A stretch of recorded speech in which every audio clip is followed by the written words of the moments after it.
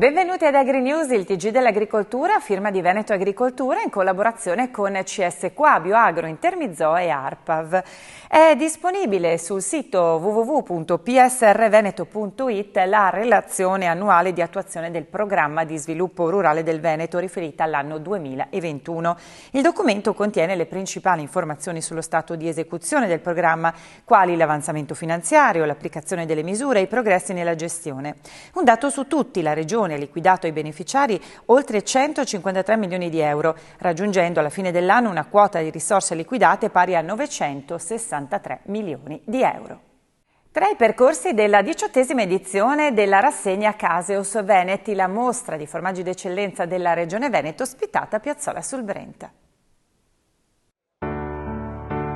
Un villaggio della filiera certificata e tracciabile delle eccellenze venete, realizzato con il legno certificato della Val d'Isdende, un esempio di rinascita dopo la tempesta Vaia. Casa Veneto è il nuovo stand espositivo della Regione Veneto, il suo debutto a Caseus. 18 anni di successi, Caseus Veneti, Caseus Italia e Caseus Mundi, il che vuol dire che si amplia sempre di più l'esposizione. Stiamo parlando ovviamente di un'esposizione che non è più solo veneta, è nazionale ed internazionale. Diciamo che questo è l'obiettivo che ci siamo dati. Quest'anno con molte novità, presente CSQA, Veneto Agricoltura, ci sarà anche il toro più famoso al mondo che è Miura, siamo riusciti a portarlo qui, è un patrimonio per il Veneto perché abbiamo il razzatore più famoso nel mondo allevatoriale a livello internazionale. 5 le case del villaggio per Veneto Agricoltura e le società controllate CSQA, Bioagro e Intermizzo. La Regione Veneto ha chiesto a Veneto Agricoltura di fare un'identità nelle fiere, di avere un'identità nelle fiere. Il cittadino veneto deve riconoscersi in questa fiera e come farla? Appoggiandoci chiaramente a una delle realtà più importanti del legno nel Veneto, che appunto è il Consorzio Legno Veneto, dove tutti i materiali con cui è stata costruita questo stand sono materiali che provengono da una filiera sostenibile e certificata. Il Veneto è un'eccellenza in ambito agroalimentare e noi chiaramente certifichiamo con grande orgoglio l'eccellenza veneta dell'agroalimentare. L'intento è quello di far capire ai consumatori che vengono a vedere la mostra dei formaggi, ma che dietro ai formaggi c'è una filiera importante. La filiera in questo caso qua comincia dalla genetica, quindi dalla selezione delle vacche che poi producono il latte per fare i formaggi. E questa è una nostra specificità. Abbiamo orientato le nostre scelte genetiche finalizzate ai formaggi di qualità. Per la prima volta noi abbiamo un prodotto di qualità che ci viene riconosciuto a livello nazionale, addirittura sono stati consegnati dei premi per la prima volta in Italia, e quindi Casa Veneto all'interno del Caseus vuole essere quell'idea di valorizzazione partendo dal legno per poi arrivare a tantissime altre produzioni locali.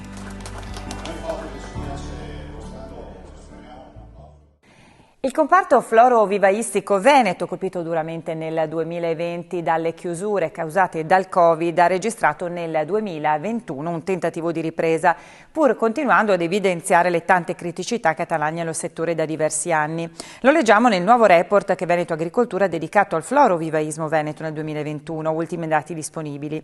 In sintesi risulta che il numero di aziende attive è rimasto di fatto sostanzialmente invariato a 1.409 unità, meno 0,6%, così come la superficie dedicata, stimata in circa 2.495 ettari coltivati.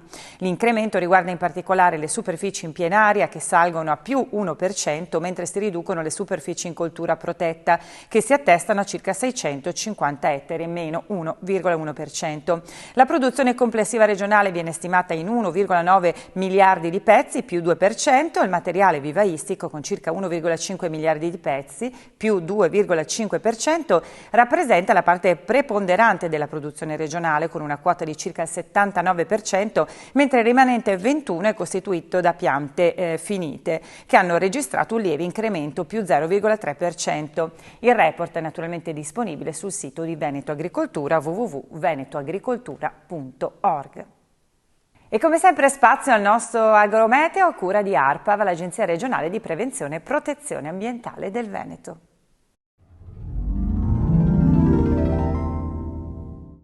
In quest'ultima settimana siamo stati in presenza di un abbassamento delle temperature, specie di notte quando i valori si sono attestati intorno ai 9-10 gradi. La settimana trascorrerà all'insegna del tempo stabile, in prevalenza soleggiato e senza precipitazioni.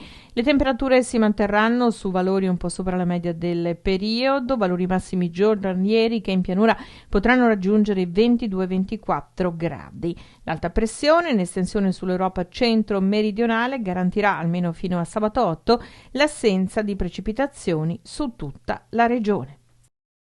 E dalla terra passiamo alla tavola con i consigli dello chef Alessandro Mazzone.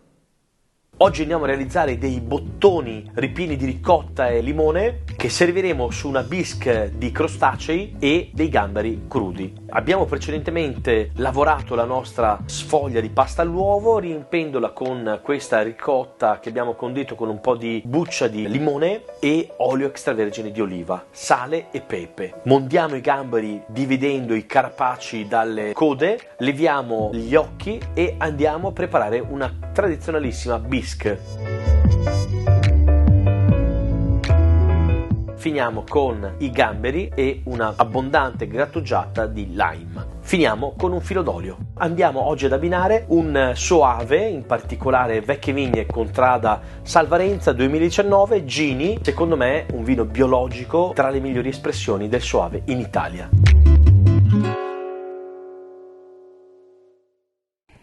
Bene, questo è veramente tutto. Io vi aspetto nella prossima puntata di AgriNews. Arrivederci.